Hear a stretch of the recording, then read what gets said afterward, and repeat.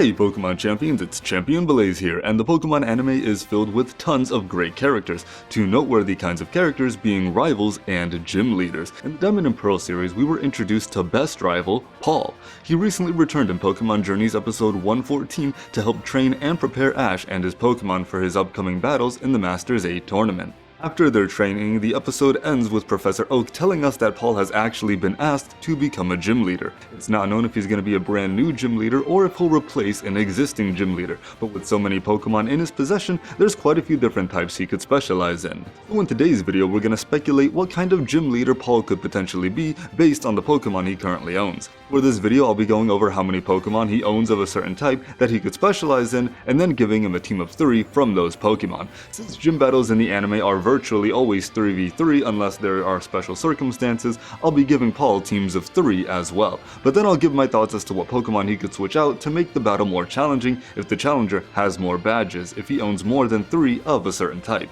Now that I think you guys have a good understanding of what's going on, let's dive right in and let's get started.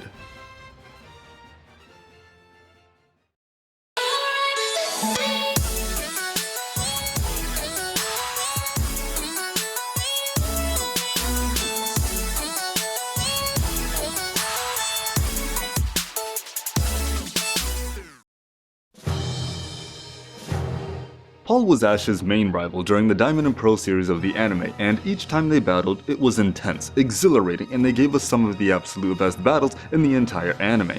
On his journey, Paul has also obtained a wide array of different Pokemon that he's used in various battles throughout his travels. He's in fact caught Pokemon of every type except for the Fairy type. Paul is one of Ash's strongest rivals to date and performed exceptionally well in the Sinnoh League.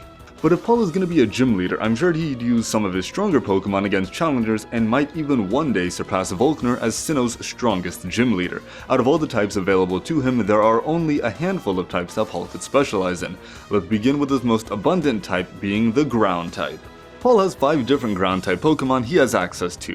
His original starter Torterra, his Gastrodon, a Nidoking, his Gliscor, and his recently revealed Garchomp. There are some pretty powerful Ground-type Pokemon here. His Nidoking was used against Pyramid King Brandon, and even though it lost pretty quickly like his other Pokemon, in the games Nidoking is a powerhouse and one of the most versatile Pokemon a player can use. Having access to such a wide move pool with so many TMs at its disposal, it's no wonder so many people use this tank in Kanto playthroughs, so having this Pokemon as a gym leader would give challengers a hard time for sure. Then there's Gliscor. This Pokemon didn't battle too much in Diamond and Pearl, but when it debuted in battle against Ash's Gligar, it truly displayed how strong and intimidating it was, even knowing the frightening KO move, Guillotine.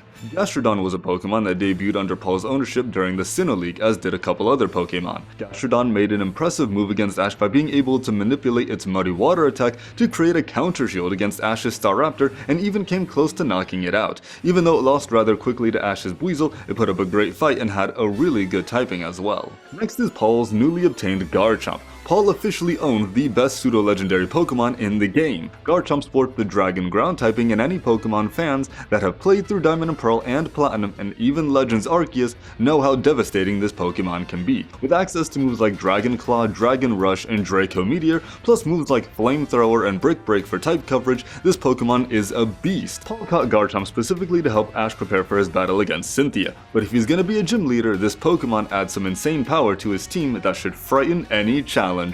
And lastly is Paul's OG starter Pokemon, Torterra. He raised this powerful beast from a tiny Turtwig, just like Ash raised his. But unlike Ash, Paul was able to make full use of Torterra's unique battling style, since it becomes much slower after evolving from Grottle. Having access to moves like Crunch, Stone Edge, Giga Drain, and even the strongest grass-type move, Frenzy Plant, this Pokemon is not to be trifled with. Hell, this Pokemon even managed to do some damage against Cynthia's Garchomp early in Paul's Sinnoh journey, and that's saying something. Even though it lost like his other Pokemon, it didn't go down before dealing damage to Cynthia's almighty Garchomp. This Pokemon is even so strong, it can control the direction of its Stone Edge. You know, before the anime decided to make this attack come up from the ground. If Paul was a ground-type specialist, I could see his average team of 3 being Torterra, since that's his strongest Pokemon, along with Gliscor and Nidoking. And then if he really wants to give more of a challenge, depending on how many badges the challenger has, he can swap out Nidoking and Gliscor for Gastrodon and Garchomp, since those are also Pokemon owned by Cynthia.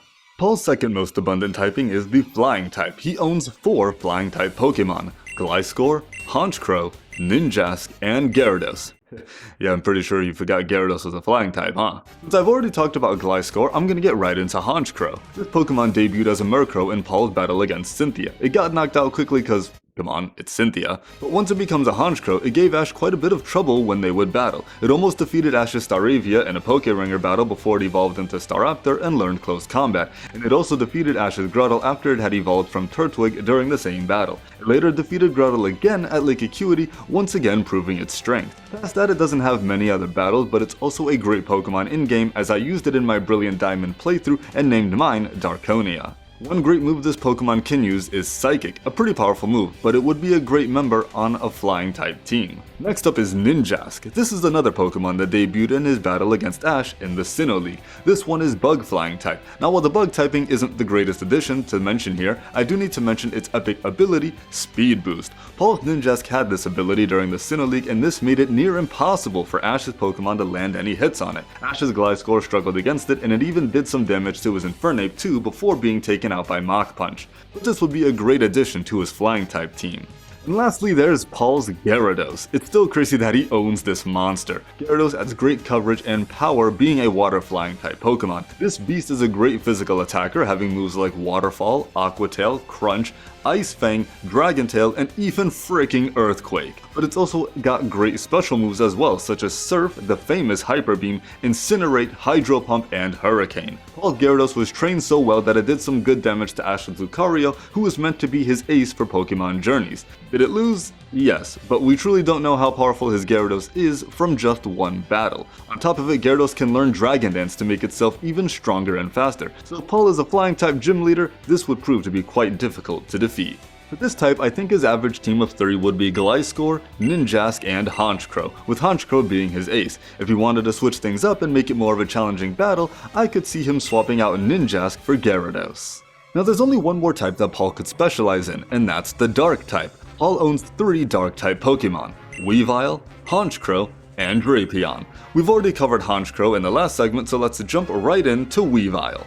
Weavile debuted like Murkrow in his battle against Cynthia. It landed some pretty clean hits, but to Cynthia's Garchomp, they were nothing. This Pokemon would later be used in Paul's battle against Ash at Lake Acuity, and even though it lost to Ash's Staraptor, it still put up a good bite before going down. It's definitely not one of Paul's stronger Pokemon, but all of his Pokemon are strong in their own regards, and with moves like Swords Dance, Metal Claw, and Blizzard, it would be a powerful Pokemon on his team. Then we have Drapion, who debuted on his team during the Sinnoh League like Ninjask and Gastrodon. Drapion was without a doubt the MVP of that battle. Besides Electivire, it put in the most work in that battle, from setting up Toxic Spice to sweeping half of Ash's team being Staraptor, Weasel, and Torterra, and even putting work against Gliscor. This thing was a beast. Having Toxic Spikes, Cross Poison, Poison Fang, and Pin Missile makes this Pokemon a devastating threat on Paul's team. Since Paul only owns 3 Dark-type Pokemon, his team of 3 is obviously Honchkrow, Weavile, and Drapion as his ace. Now so far we've covered 3 different types that Paul could specialize in, being Ground, Dark, and Flying. But there's one more option for Paul as a gym leader. Back in the Johto games of Gold, Silver, and Crystal, as well as the remakes of Heart Gold and Soul Silver, we were able to challenge the OG rival Blue as a gym leader. But what made Blue stand out from all the other gym leaders and what made him so difficult to defeat was that he was the multi-type specialist. Having Pokemon such as Arcanine, Exeggutor, Alakazam, and Machamp in his arsenal, it makes him an incredibly difficult opponent to defeat, as his type diversity and coverage is top tier, and you won't be able to sweep him with 1 or 2 Pokemon like you would a gym leader or Elite Four member with a type specialty. So I'm proposing that Paul could in fact potentially be a multi-type gym leader as well, just like Blue. Paul's roster of Pokemon is quite diverse and offers a wide array of coverage. It would allow him to absolutely become the strongest gym leader in Sinnoh, and the team I think he'd use as a multi-type specialist would be Electivire, Magmortar, Torterra, Ursaring, Metagross, and Frostlass. This team packs immense power, type diversity, and coverage, and combines speed, defense, and power in such a strategic way and strong way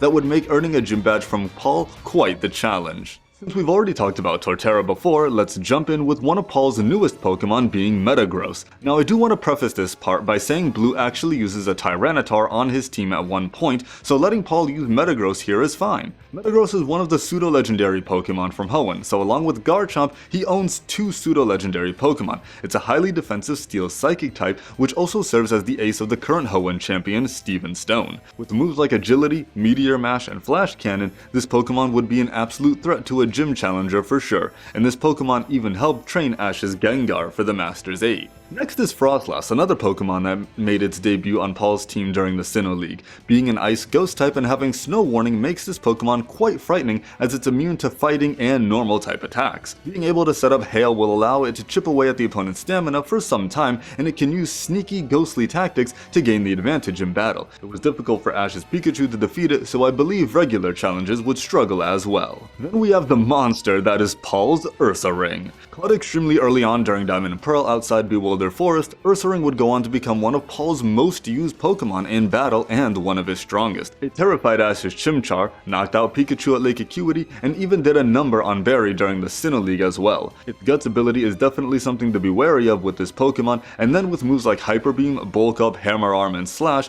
this monster will wreck any challenger that comes its way. It's a perfect example of how Paul loves to make the most of his Pokemon's abilities and always turns disadvantages into his advantages. Next is Magmortar, which evolved from his Magmar, which he used to defeat Maylene's Lucario. He also used this Pokemon against Pyramid King Brandon as well, but it was no match for his legendary Titans. It was shown to have evolved into Magmortar during his battle against Ash at Lake Acuity, and let me just say that you know this is a powerful Pokemon when it caused everyone to gasp when it hit the field. Even Brock gasped in shock at the sight of Magmortar. Magmortar!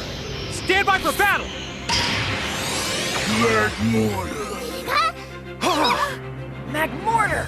Man, he really evolved as Magmar! This thing is a tank and can use moves like the classic Flamethrower plus moves like Solar Beam, Rock Tomb, and Brick Break for coverage. For being so bulky, it's also quite agile as well. Its Flame Body ability would also be a cause for concern among challengers as well. And last but certainly not least, we have Paul's mighty Electivire. Even though Torterra is Paul's original starter Pokemon and also his strongest Pokemon, I believe Electivire is like his second ace Pokemon and his second strongest. It has got to be the Pokemon that Paul used the most throughout the Diamond and Pearl series and was always one of the toughest Pokemon Ash fought against with Paul. From their first battle at Professor Rowan's lab as an Elekid, to battling it as an Electabuzz at Lake Acuity, to their explosive battle at the Sinnoh League as an Electivire, this thing packs a massive punch. Having Brick Break, Thunder Punch, Thunder, and Protect in its arsenal makes it a powerful threat, and on top of it, if Paul so wished, this Pokemon is capable of learning other great powerful moves such as Fire Punch, Ice Punch, Giga Impact, and Iron Tail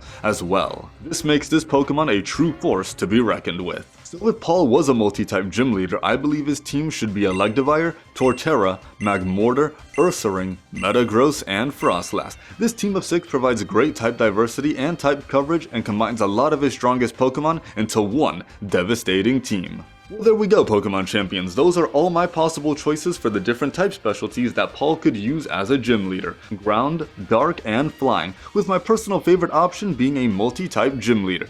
Be sure to comment below what type of gym leader you think Paul should be in the comments. Until next time, make sure you train hard, and I'll catch you guys later.